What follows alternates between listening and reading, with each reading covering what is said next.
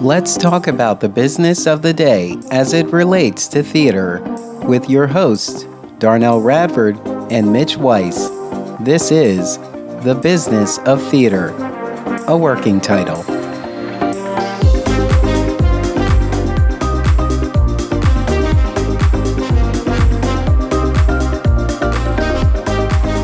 Mitch, I know it's been a minute. Sure has. And I know we're still looking for a working title. Well, that's it. I went away and I spent a month trying to figure out what our title should be. Yeah, but we cannot name the podcast The Business of Theater. It's a calling?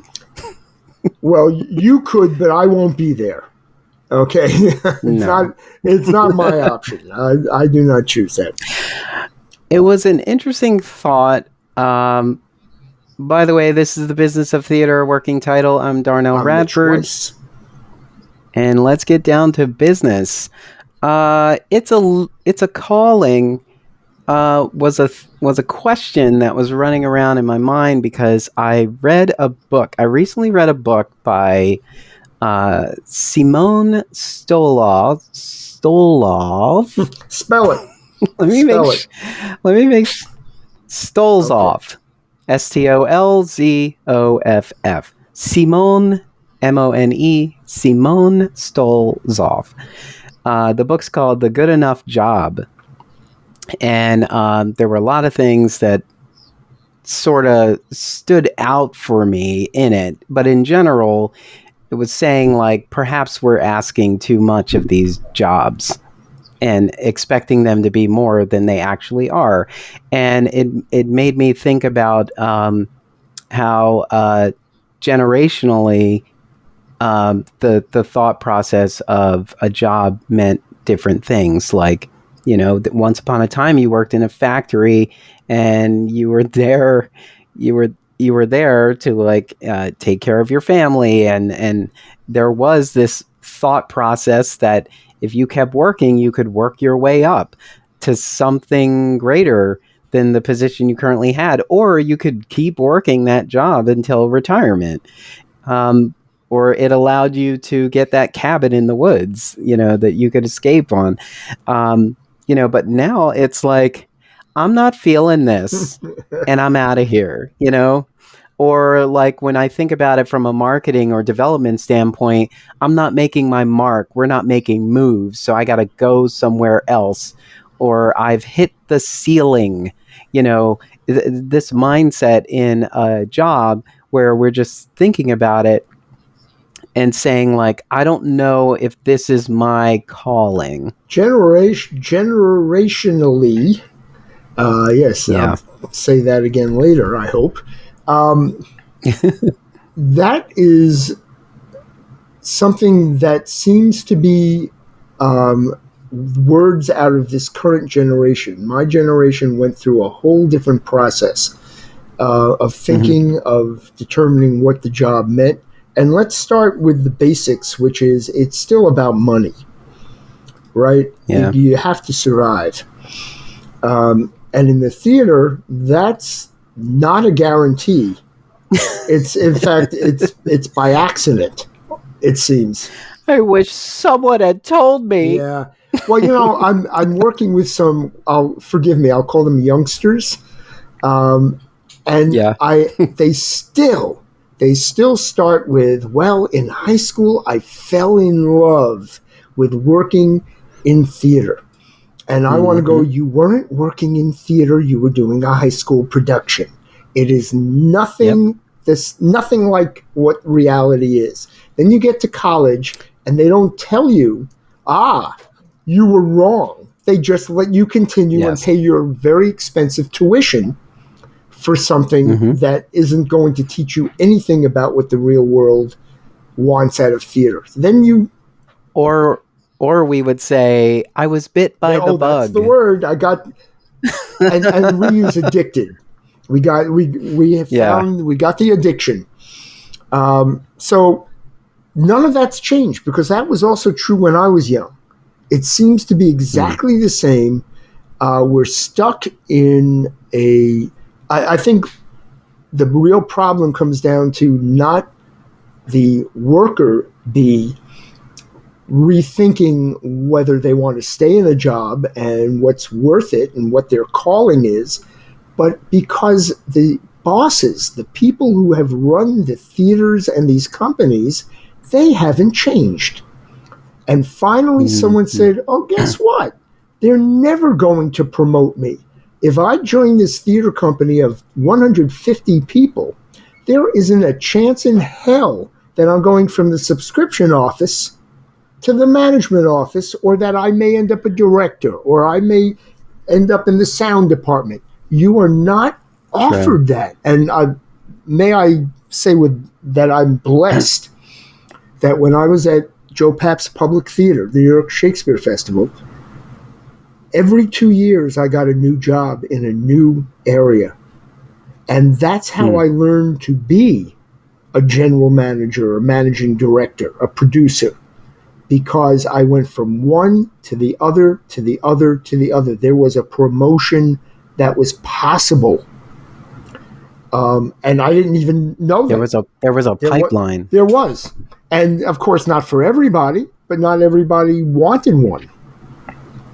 Yeah. So that's really important to offer that to your employee. And I have thought about that too. I remember in past jobs working with people who had been there for years, and I'm like, so I'm stepping into this role of supervisor at the time, and I'm like, but you've been here for 5 years. Like, how come you're not stepping into this role, or how come you're not assistant manager? And I remember one woman saying to me, I don't want to move into that tax bracket. Oh my goodness. And that was a concern, but also that she didn't want that responsibility. And I was like, that's so interesting, because you're the person that we count on because you've been here for so long. And so in an interesting way, she has power and a little bit of autonomy because she's been in that position for so long. But she's just not in the role where I don't want to talk to those higher up people. I want to be the person you can count on over here, and I'm going to stay in this lane. And yet there's a major problem with that in the nonprofit organizational structure, because even well-intentioned, really good people eventually allow the mistakes and the problems to slide by.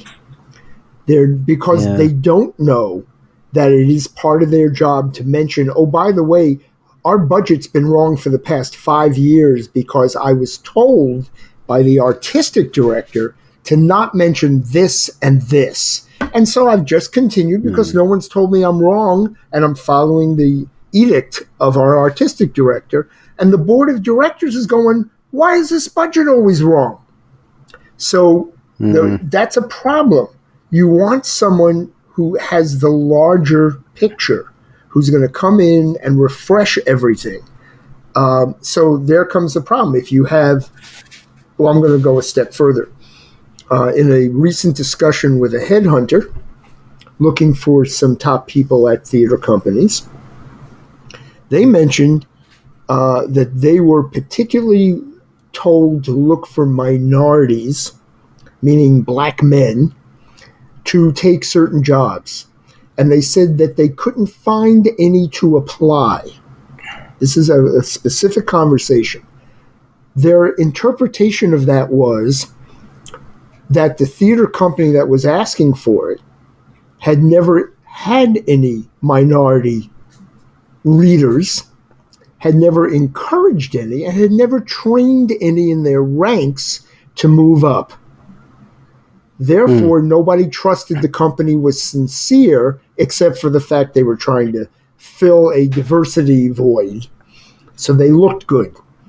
And therefore, they didn't have any applicants, which now recycles it. So it becomes, is your organization training anyone? Even if they leave you, do you just say, do your job, go home, and that's all you're going to ever get to do? And for those people, many of them say, well, if nobody wants me to move up, this is not my calling. I'm now going to leave and go somewhere else. Right? Yeah. Is that a good interpretation of that book or not? Kind of, yeah. In the fruit themed technology company I used to work for, we call that prepping the bench. It's when you prepare for these positions to be vacated and then be filled by somebody who's been working towards that role. And we don't do enough of that. Not enough. There are almost no theater companies doing it at all. I see it in, and I wonder if the reason for that in theater, let's just say regional, for example, like a smaller company, like a not a lure company, but like a perhaps it's because the mindset is that you're an independent contractor or you're temporary, so it's not like it's like, what am I going to give you another temporary title? It's a promotion, but it's still part-time, right? So we just say, we love you so much in here, we love you so much that we're going to give you an extra $1 because we believe you're so great, you're just so great, so here's an extra $1. It'll mean nothing, it'll get eaten up in taxes, but it'll also compromise our bottom line somehow by paying you and this also extra if you're $1. a really small company, if you have 10 people totally working for you and half of them are part-time, there aren't positions to rise into. So that's a whole different situation. I'm really speaking of places that have 150 people working in that theater company, and within that, the person at the top barely knows the people that they're managing. That's too large. Well, I also think it's kind of there's sort of this mindset too, where if you don't say, if you don't have a goal for yourself, like, I want to grow in this role, which means I will do the work I'm not actually tasked to do. Like, I will seek out more work because they'll, hopefully they'll see that I can do this, or that I've overseen this, or I've shadowed someone or something, so that when those positions do become vacated, or they're going to be vacated, then you're sort of like the obvious choice. But there is a mindset that's like, I'm not being paid for that, so I won't do that. And yet it's an addiction and a calling, and we're saying, I won't do that. That's the part that so surprises me. I used to make the joke, when I was at another cultural organization, when I was in IT, that I said it was my goal to run the organization from the IT department. And the reason for that is because the technology was the infrastructure that allowed us to do any of this.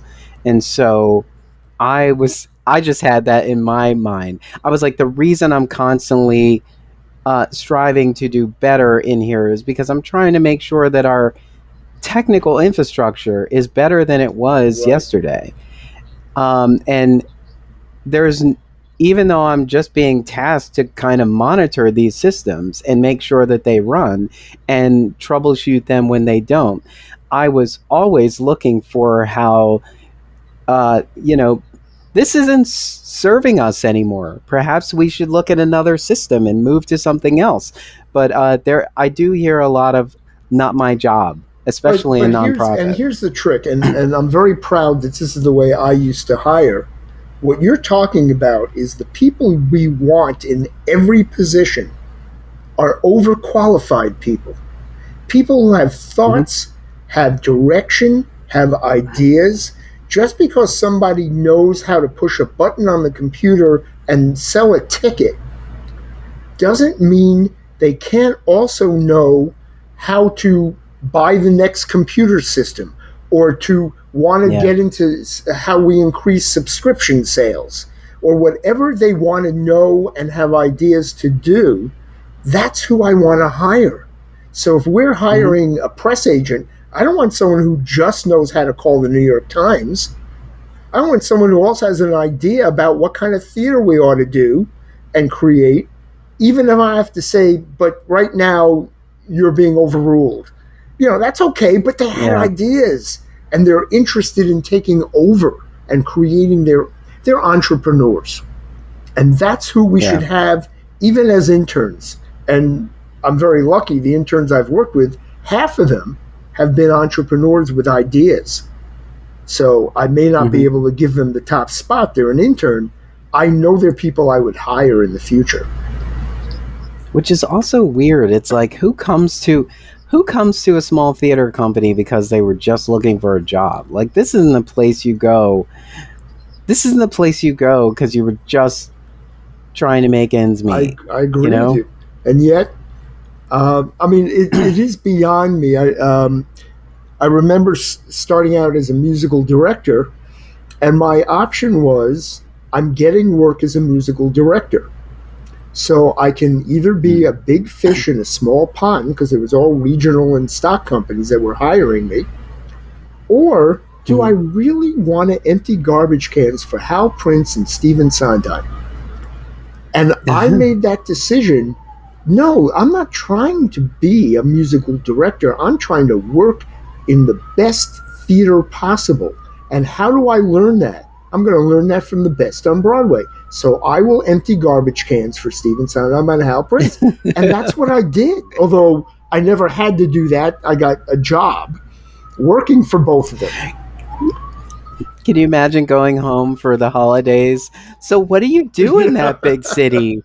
Well, I empty garbage cans for Stephen Sondheim. And how many people listening to this podcast would be willing to do that? I bet you a lot. There are a lot of people who have slit a few throats. The calling. Yeah, I would. Yeah, I would have like my Apple Watch or my phone on voice memo, just capturing everything that's going on. I'm like, this is gold. He's talking about nonsense right now, and all of this is golden. Yeah, well, Apple didn't exist when I was doing this, so I couldn't record it anywhere but in my memory. That would be nice.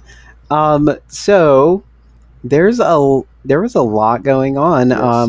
We're not going to go back and rehash the past. No. However, the good thing is whenever we return to our episodes and our crazy lives, there is still a whole lot to talk about. And some things that came up today or within the past couple of days or so is that the Tony Awards found a new home. It seems they're experimenting. They're moving around. So yes, and the question always was, well, Lincoln Center, which is an enjoyable choice. First of all, the reason, if anybody cares, the reason they stopped using Broadway theaters for the Tonys is because it was always problematic to move the show that was in that theater out of the way to do the Tony Awards. And there wasn't enough backstage dressing rooms and green rooms for all the people you had to bring on. So they started looking around. They ended up with Radio City Music Hall, which was a problem because it's largely non-union, non-theatrical union. It's a union house, but non-theatrical. So everybody, everyone loved Rosie O'Donnell, but it's like, why are you moving us there? So we're back where we began it all. Radio City Music Hall. And the best opening ever. That's the best opening ever. Neil Patrick Harris. Best opening ever. That's our budget. Good night. It was. I still watch it on YouTube. I know, and it just gives me so much joy. And then when it just builds towards to the end, and the audience is like, we're never sitting down. We're never sitting down. And I still haven't asked anybody, and I really should, how he got from that Pippin locked box on stage to the back of the house in Radio City Music Hall in literally 10 seconds. There must have been a trapdoor. Well, please. I mean, I've studied the video. You can almost see him escaping immediately, but that's not the point. I mean, he is a magician, but I will say, maybe I know that's the how. magic of a lot of other shows, and I have shared it with people. No one has ever shared that with me at Radio City, and how dare they keep that secret from me? So. I'm running down the aisle with all this Newsies in tow. Make it bigger. and poor Mike Tyson. I know, poor Mike Tyson.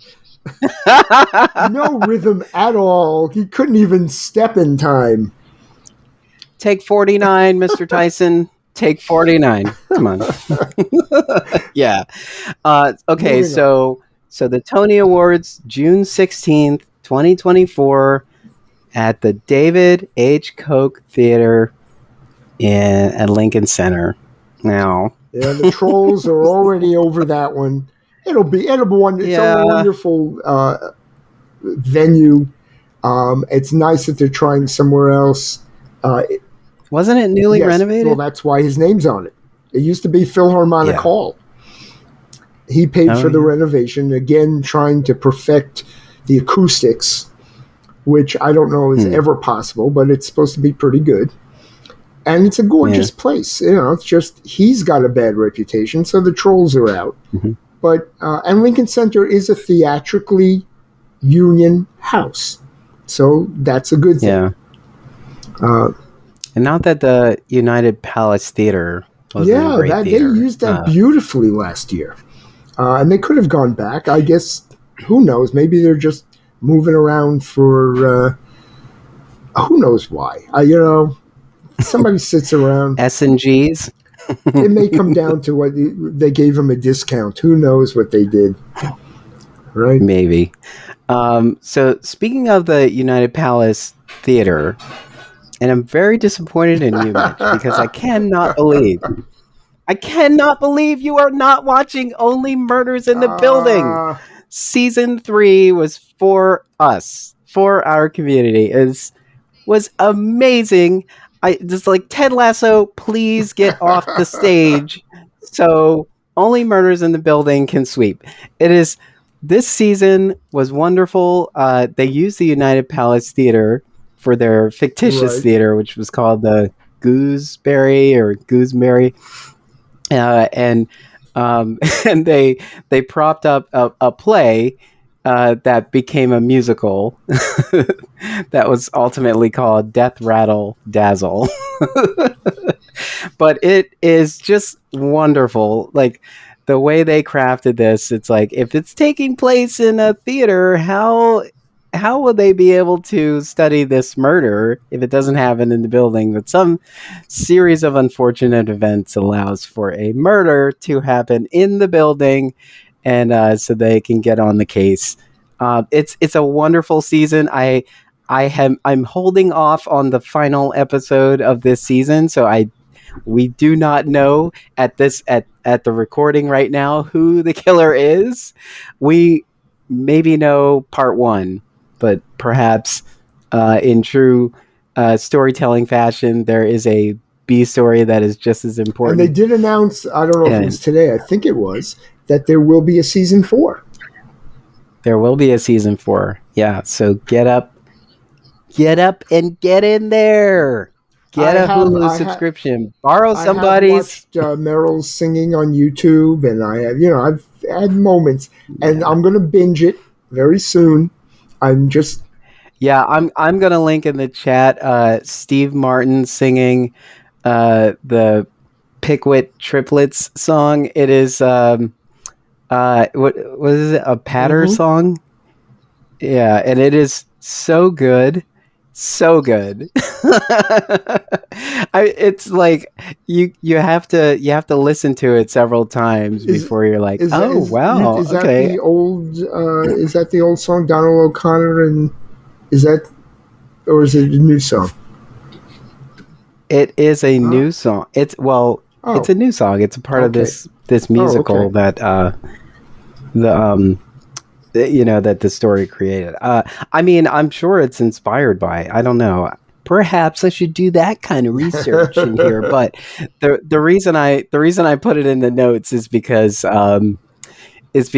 there was a review of this fictitious musical that never made it to Broadway, and you can find that on Playbill or Broadway Briefing or any of the Broadway news outlets that you see.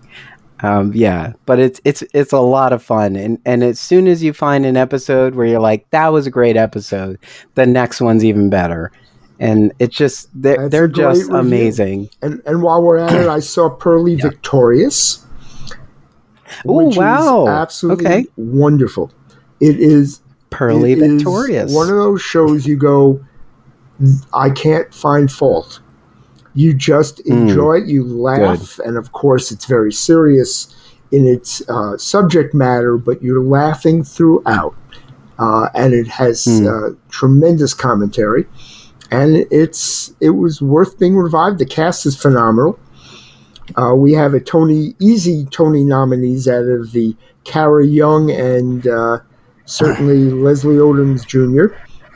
Leslie Odom Jr. Who is the producer. It's his idea to bring it. So there's going to be a lot of that talk when we get to Lincoln Center in June. I don't know if the show will be around. I don't know if he can sustain. It's a hard role. Yeah. I mean, it's a non-stop role. But it was worth it every minute. So I suggest people run to that one. Well, also talking about TV musicals, Central Park on Apple TV stars Leslie Odom Jr. along with Josh Gad and Katherine Hahn and a slew of other amazing artists, and that one's been so much fun to watch as well. Very good. I love finding it, even though it's not on a stage. It's still theater. Yeah. Yes. Yeah. Now they have to do is save the entire world of nonprofit theater from itself. I don't want to be a doomsayer, but it is depressing. Except for what's amazing, there are a few nonprofits that are doing well, and nobody is studying them. How did they get there? Every now and then you see somebody writes an editorial and they said they did this one thing right. Oh, come on, it's not one thing. How did we get here? How the hell? I've been singing that all day because it's October, it's close to Halloween, and I love Rent. Yes. I there are many conversations now. It does seem like it's so interesting how regional theater seems to jump on the same bandwagon at the same time.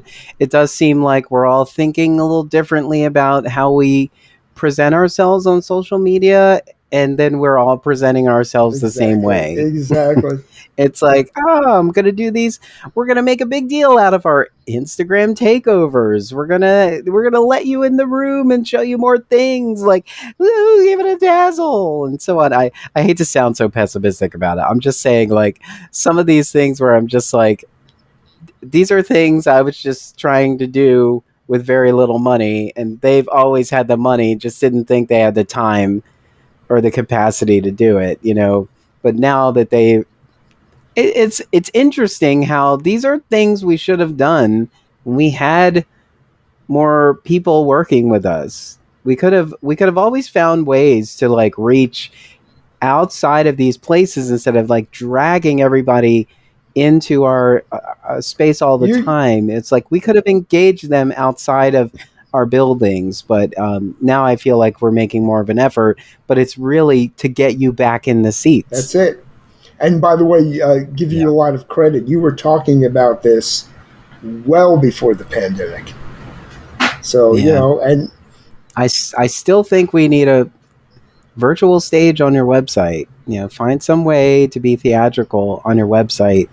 And so that, these are things like comedians have been doing this with podcasts. They make you laugh and chuckle on the go, like doing dishes and like menial things while you're out and about, and that's enough. And then at the end they tell you where they are, where you can go see them in person, and you're like, you know what, I'm gonna go because the last 6 episodes have been a riot. It's been so much fun, so I can only imagine what it's gonna be like to be in person. It's like you get to know, it's like, but you can't really say that you're for the community if the community barely knows you. And then, but theater has a problem that we're still scratching our way out of the... Theater has a theater problem. Yeah, well, it does. But the thing is that we now barely allow media, because one, we do want people live, right? And there's no question, I don't want to watch another video, even streaming of anything live. I'd prefer to be in the room if possible. But we do have to give people a sense of how wonderful it is. I'm not saying like in lieu of coming to No, the I agree. I'm agreeing with you. I'm just saying, I'm saying the build up. But the unions have created, and I'm very pro-union, but they are so far behind the audience. That's where it's just amazing to me that we are. I'm an old fogey, and I want to see all this stuff online. I'm still going to go to the theater. It's not going to stop me. And if I want to see it, and the unions won't allow me as a theater maker to put it out, it just it doesn't make any sense to me. So tell me, what's the difference between an old fogey and an old fuddy-duddy? Probably 2 years. That's it. I can't even believe I said either word. Yes. The last time I used old fogey was 1982. So look what you've drug out of me. I know. Well, the definition of a fuddy-duddy is a person who is old-fashioned and fussy. And fussy. I didn't realize that. Yeah. I don't know. I'm a duddy. I'm not old-fashioned. But I am fussy. When I have a good day, it's like it's rare. What wonderful phrase would you use on yourself? I'm definitely a curmudgeon. A curmudgeon. I don't know. See, I'm a curmudgeon. I consider that a badge of honor. If you're not a curmudgeon, you shouldn't be in the theater. That's. I really? believe that. You think? The idea of. We actually need really cynical, sarcastic people to make theater mean something. Perhaps I'm not a curmudgeon. A curmudgeon, the definition is a bad-tempered person, especially an old one. No, it means something different to me. All I know is... people are going to argue with me all the time on this one. I don't need to see another production of Anything Goes. I just don't need to see, let's tap dance and be happy and everything's one. It's over, people. I've seen it. What about Assassins? Well, Assassins, people die. That's a good thing. Assassins is on stage here in Philly at Arden Theater Company, and we've got here we go. Here we are in both camps. Got this Sondheim piece that probably he would stop from being produced if he was still alive. Here we are. Here we are. I mean, when you read the details about it, he would never have allowed it. I have no idea if it's good, bad, or indifferent. That's not the issue. But that, and of course, we have Merrily We Roll Along, which, if truly the director has saved it, will be great, because the earlier versions I've seen were not great. So I'm intrigued that people like this version, and I do want to see it. Yeah. And there's also the Frogs. Yes, the Frogs. His very first piece that he wrote in college, was it? It's having a short run with it's a short Nathan play. Lane. Very short. We are going to see that because my partner is obsessed with Sondheim. Most of us. It's like Sondheim. Most of us are. Well, you got to see Here We Are, and you've got to see Merrily, and of course we have Sweeney Todd running on Broadway also. Which I don't know about you, the opening sequence that they showed at last year's Tonys drove me crazy. It's the director's wonderful, the musical director's wonderful. I have no problems with whatever interpretation someone has, but that choreography and the opening number, wrong. This is not what this show needs or what it's about. Okay, trolls, you can come after me.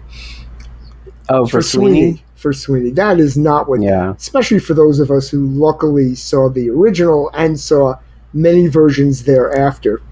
And please, like the movie A Chorus Line, never see the movie Sweeney Todd. The two, A Chorus Line and Sweeney Todd, the movie, are just wrong. They are wrong. As much as I love those shows, the movies were wrong. So that's unfortunate. I don't know. I feel like it has its moments. Well, everything can have a moment. I don't know. I didn't dislike Sweeney Todd, the movie. I didn't dislike it. But I totally understand. You cannot go through a little priest and not even make me smile. How can you do that? Right? No. That's wrong. Oh, so the other thing you have to see is Schmigadoon. Schmigadoon on Apple TV. Absolutely.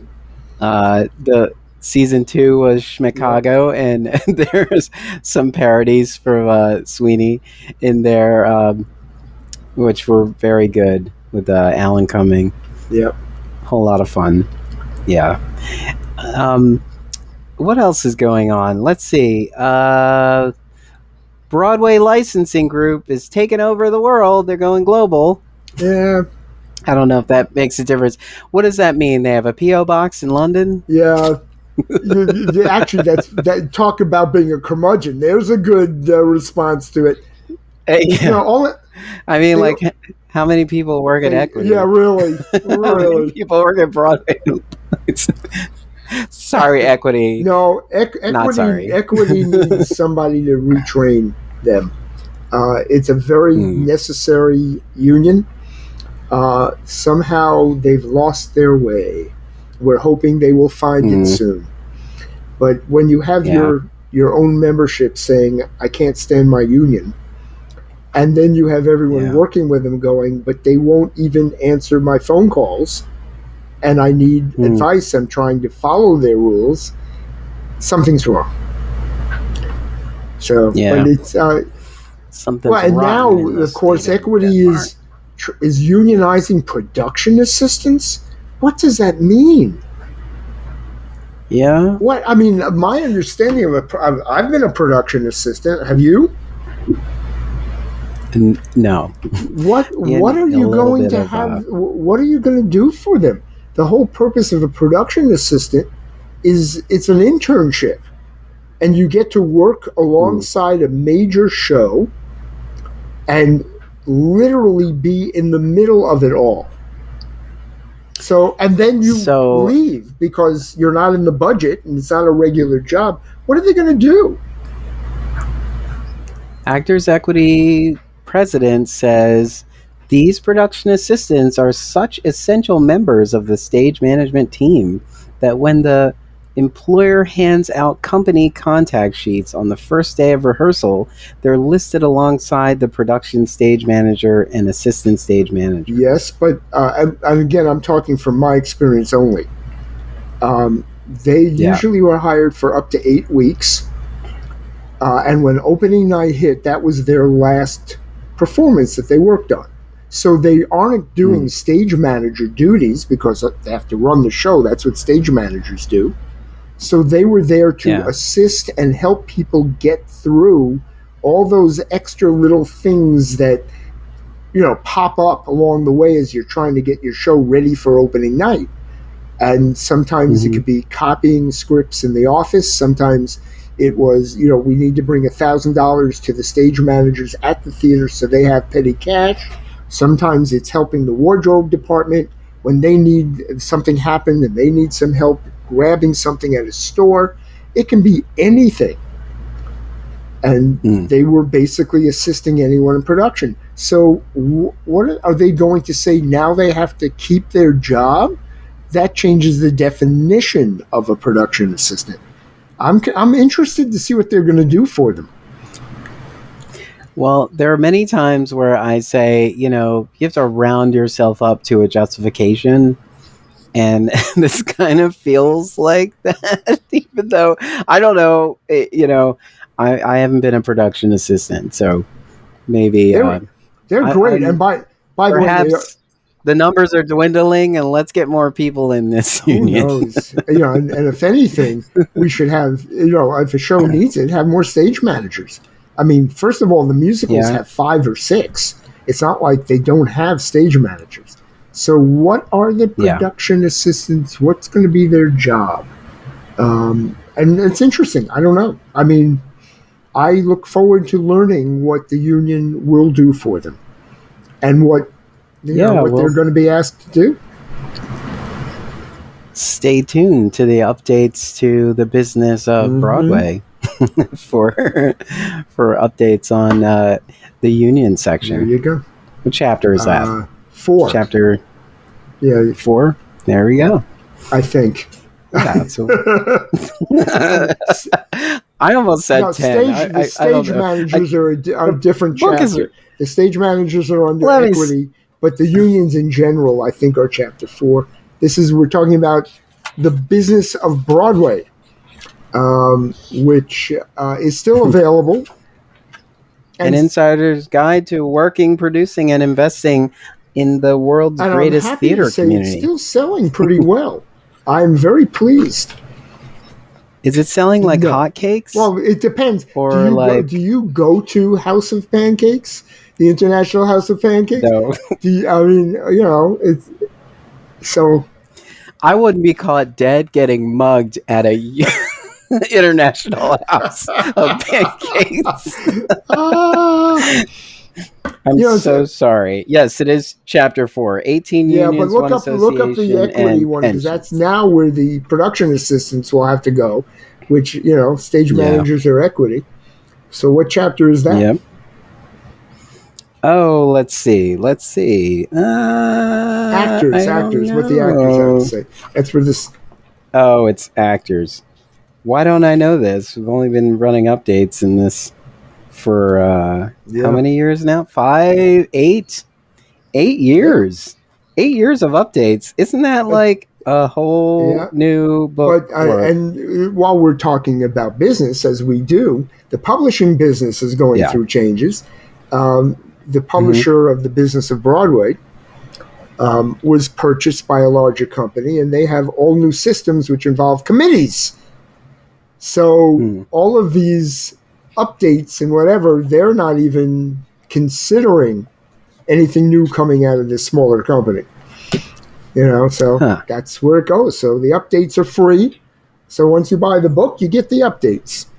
And the only thing that's interesting, the only thing that has significantly changed are the salaries. So the salaries that are in the book are updated in my updates, but beyond that, the book is still primarily pretty accurate.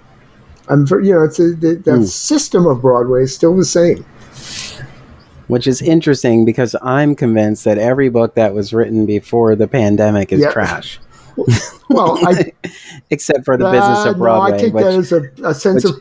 Which I've kept my signed copy in pristine condition. Because you don't read it, that's why.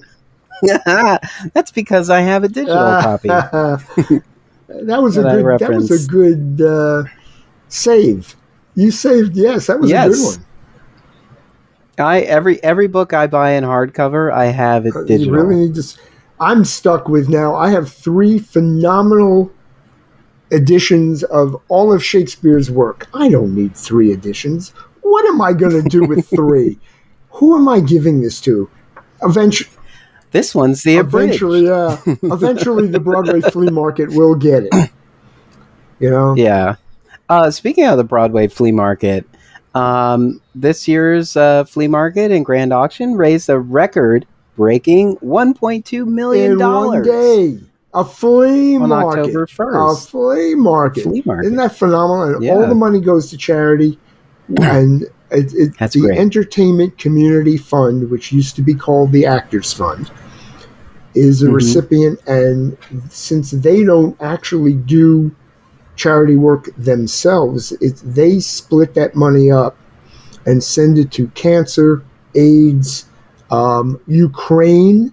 Yeah. They send it to relief, flood relief when their problem is. They do amazing work because the 1.2 million that happened on October 1st, they have events every week. So when you times that by 52, they're not every week are they taking in million, but that's a lot of money. And along the way, if somebody has a major health issue on Broadway or has been unemployed because of cancer, they will help fund them and pay their rent. And they will loan money, which, by the way, is fascinating that 99% of all loaned money to actors and stagehands and everyone else in the theater community has been paid back. They don't even make you sign a guarantee, and people pay it back. So it's if you need to leave the business and learn how to work a computer, they'll pay for your classes. It just is an amazing organization. We care. The community cares about itself, its people, and the flea market is just amazing. If you can get there, it's once a year. It's the last Sunday in September. This was the first year they went into October, which really angered me because I was planning on the last Sunday in September. So now I had to change my calendar.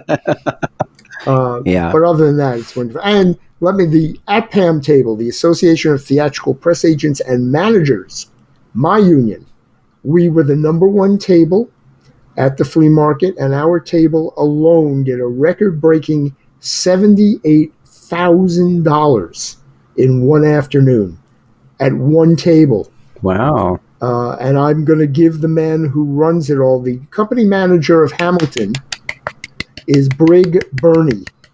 Brig Burney. And this man works on this the whole year. He accepts donations every year. The Hamilton offices have put rooms aside to allow him to store free of charge.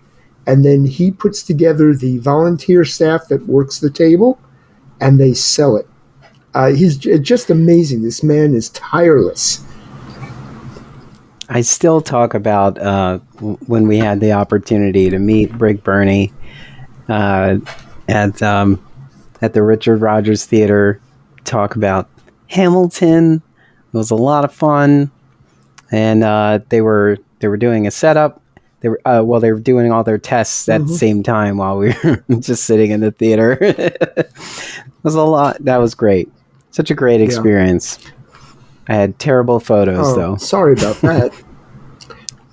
No, it's just because I was trying not to fan all over the space. But well, the show's still there, and Brig's still there. You can get a new photo. I know, but it was interesting to be on the stage and say, this isn't a big stage at all. Right. It's not very large at all. It's good, interesting because it's like, oh, this is a stage like any other stage. But it's the opposite. And I think I'm taking my interns there this Sunday afternoon. I'm waiting for confirmation. Ooh. The stage at Lion King. That it's like walking onto an airport runway. It goes on forever backstage. They have so I don't know how many thousands of costume pieces, and they're all on stage on the wings, and people have to run, find theirs. There's a wardrobe person there helping them to get into their cheetah outfit versus their lion outfit versus gazelle outfit. And Yeah. it's nonstop, and of course it's all mechanized and computerized. Yeah. It's you walk in there and your mouth drops. And of course that show's been running, what is it, 25 years now? 25 years, yeah. We saw The Lion King at the Academy of Music. It was wonderful, and I think because of the staging, because of the Academy of Music, a lot of this action happened in the aisles. Mm-hmm. No, it's done on Broadway too. And it was yes. Oh, it is. Not the whole show. I can't believe not the whole show. I can't believe 25 years. The only other experience of The Lion King, like the production I've had, was when the Kimmel Center was about to open. There was a preview of what was coming that season, and so I got to see a preview of The Lion King. That was it, and I had never seen it in its entirety until this summer. Speaking of curmudgeons, when I saw Lion King when it opened at the New Amsterdam Theater. They moved since then to a different theater. And I sat in the orchestra, and my thing was, this is Disney. I dare you to entertain me. That was my attitude. I know I'm seeing something that's supposed to be wonderful, but I'm an adult. I'm not a child. I'm not at a theme park. I dare you to entertain me. And the first 6 minutes, I don't care if you miss the rest of the show, my mouth dropped. I turned into a little kid. It was so amazing. Yeah, and I was looking above and to the side of me and behind me and on the stage. Things were happening everywhere. But never go late to that show. Never. You want to see those first 6 minutes. Then the rest of the show is wonderful, but those first 6 minutes, wow. Yeah. What I loved about them coming up the aisles is that there were these beautiful voices that you could hear behind you, and you were like, what? Who is that? Yes! And it just I was, oh, man, wonderful. Just wonderful. Yeah, it was very so special. Good. And unfortunately, and I mean that sincerely, we were just talking about this the other day at my union meeting. People were asking, what's the best show you think you've ever seen? And we were going through a number of names, all of which were wonderful. But I thought about it, and one name came to mind that stood out above everything, and that was Ragtime. And Ragtime opened the same year as Lion King. And they were up against each other, and it was like apples and oranges. Both shows should have won Best Musical. And I have seen 4 other versions of Ragtime in London, one other revival in New York, one in Brooklyn by an amateur company, and all of them wrecked me. They were so good. So here I am saying if they had opened in separate years, they both would have won Best Musical. But Lion King, because it's Disney, can run for 25 years, and Ragtime can only run a few. And that's a shame. But Ragtime gets a lot of regional love. But also, it's, again, back to the Tony Awards. If Ragtime had won Best Musical, it probably would have run longer. That title matters to people who aren't living in New York and in the middle of this. And that's the shame. It's helpful for the show that wins, and it's horrible for the shows that lose, even if they're wonderful. Yeah. All right. Anyway, on that note, so we're drawing close. Let's see. Do we want to touch on anything else, or do we want to call it? I'm going to say let's call it, and then look at our calendars to be more consistent, because we're back out of our craziness. It was crazy. Technically, we're not. You've got a couple of readings coming up. That's why I'm cutting it. I'm exhausted. Yes. But and we will talk about the process of playwriting and readings, which, especially with all the regional theaters either going bankrupt, getting rid of their artistic directors, trying to find new staff, and coming out of the pandemic with no money left in their bank accounts, It is very difficult for new playwrights. It's much worse than it's ever been. I suspect that in a few years it'll be fine again, but we do need to talk about what the new process needs to be. Because we got to help them. That virtual stages. I mean, Purlie Victorious, as nice as it is, it's 1961. Why can't we have a new Purlie Victorious by somebody else, right? And that's what we're hoping for. But you got to have a process for them to develop their shows and work on them, and that's what regional theater does. And if they have to close, or if they don't have enough money to actually do more than 1 or 2 shows a year now, how is this going to happen?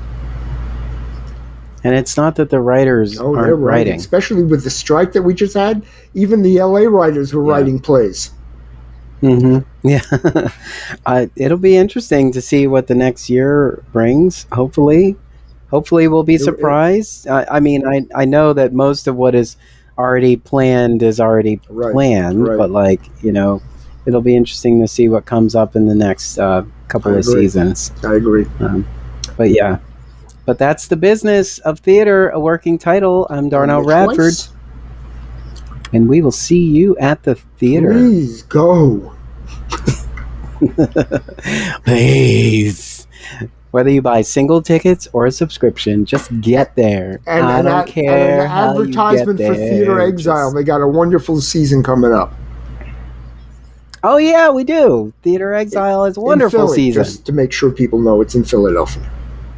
We're in Philly. We're in South Philadelphia. We have 3 shows. I'll tell you real quick. We are doing Camp Siegfried by Bess Wall. It is about 2 campers who fall in love, but it's set in 1938 at a camp designed to indoctrinate Nazi youth. And don't tell me there's tap dancing in it, right? Yeah. Oh, anything goes. Dancing. Here we go. No, it's unfortunately very timely. We've just begun rehearsals, but it is a piece in which you'll want to be a part of this conversation. So we're looking forward to that. That's our first show of the season. Our second show of the season is A Case for the Existence of God by Samuel D. Hunter, which you may know from The Whale. It was on stage at Signature Theater. With phenomenal reviews at the time. Yes, and we've been working hard to get that over here, so that'll be, we're excited to have that in our second slot. And then our final show of the season is Gruesome Playground Injuries by Rajiv Joseph. And Theater Exile has produced this before, back in 2011, I believe. And, it's sort of a look back, in our canon. So that rounds up our season. And as I've been saying since I joined Theater Exile, it's a great time to be in exile. So, yeah, shameless plug on my own podcast for Theater Exile. All right. Yes. All right. Sign us off again. So I will see you at our theater. That is The Business of Theater, a working title. Again, I'm Darnell Radford. And we will see you at Theater Exile in South Philadelphia. Thank you for listening. Tune in next time for another episode of The Business of Theater, a working title, with Darnell Radford and Mitch Weiss.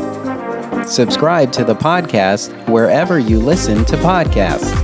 Share the podcast with a friend, colleague, or give us some social media love.